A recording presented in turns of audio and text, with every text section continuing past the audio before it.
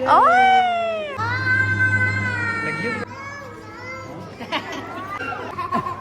Welcome to our family adventure at the Cheyenne Mountain Zoo in Colorado Springs. The journey there started exactly how all responsible family road trips do, with my husband dancing while driving, and our daughter Genesis gripping my hair like it was her personal emotional support rope. Every time I tried to move my head even 1 inch, she cried. So yes, my hair was no longer mine. Quick pit stop at Arby's, gyros, drinks, and just enough energy to make us confident about the zoo hike. A confidence that would soon be humbled. And then we arrived. While waiting for tickets, we had some great family conversations. Genesis was just laughing and giggling, looking like a little bear, and having the best time. And finally, they officially approved the visit by stamping our wrists with a lamb. Very professional. 10 out of 10 customer service. This zoo is absolutely stunning, literally built into the mountains, with views so beautiful you almost forget you're pushing a stroller, straight uphill, at a 45-degree angle, questioning your life choices. The hike, let's just say this zoo isn't just an attraction. It's a full-body workout with emotional resistance training. The scenery was breathtaking. The animals were amazing. And then we saw the zipline and thought, yes, we're doing that, adventure, memories, thrill. But then reality tapped us on the shoulder and said, you're tired, you're late, and this zoo requires a full day, not optimism.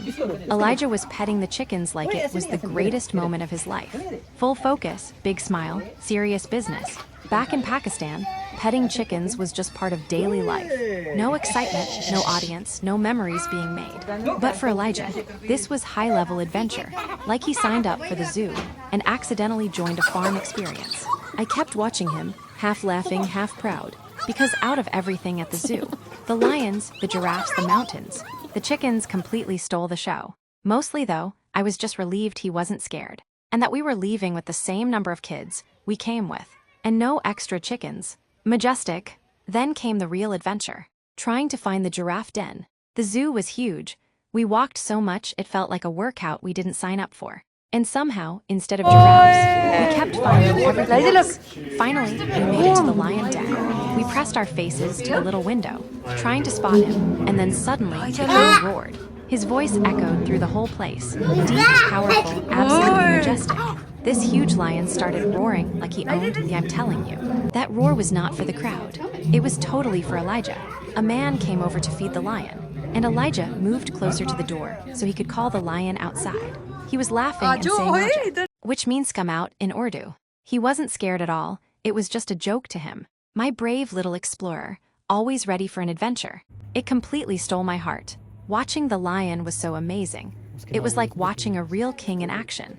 We also spotted some playful wildcats having fun. And then finally, we made it to the giraffe deck. As we stepped into the giraffe deck, the first thing hit us, whoa, that smell. Yep, you're an aroma. But Elijah sniffed and said, hey, it smells good. Kids have the wildest noses. My daughter was so excited to see those giant, long-necked creatures. Then it was time to feed the giraffes. Elijah was scared at first.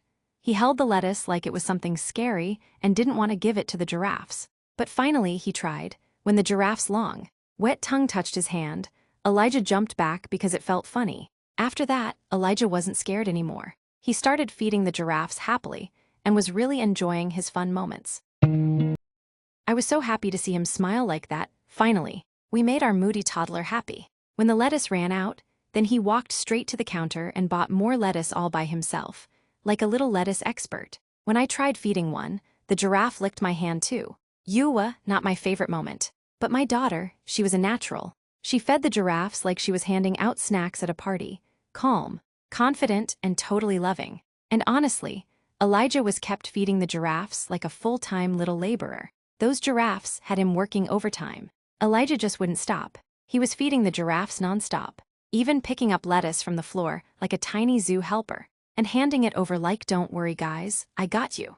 And finally, Elijah was done with feeding the giraffe. Our little worker took his last giraffe shift and clocked out. And just like that, time was up. We even squeezed in some fun shoots, laughing, posing, and pretending we were wildlife pros. We marched to the car like tired zoo warriors. Thanks for joining our wild little adventure. See you in the next one. Bye.